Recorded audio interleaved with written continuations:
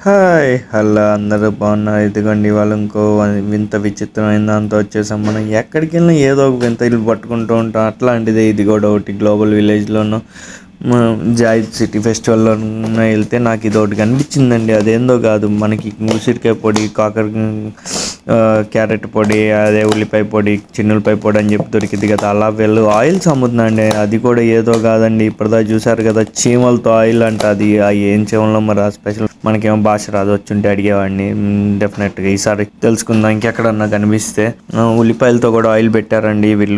ఇప్పుడే కనిపించింది కదా మీకు. అంతేకాదు ఇంకా ఎన్ని ఉన్నాయో అసలు ఇక్కడ ఈజిప్టు, ఇరాక్, టర్కీ అటువైపు వాళ్ళు ఇట్లా వాడతారంట వీటిని. అదిగోండి ఇంకా చిన్నులపాయలు, పచ్చిమిరపకాయలు అసలు అవి చూడండి ఎంత పెద్ద పెద్దగా ఉన్నాయో. వాళ్ళు కూడా మనలాగే అన్ని దినుసులు ఇదేంది మూలికలు వీటితో వాడతారంట. మరి ఇదేందో ఒక ఐటమ్.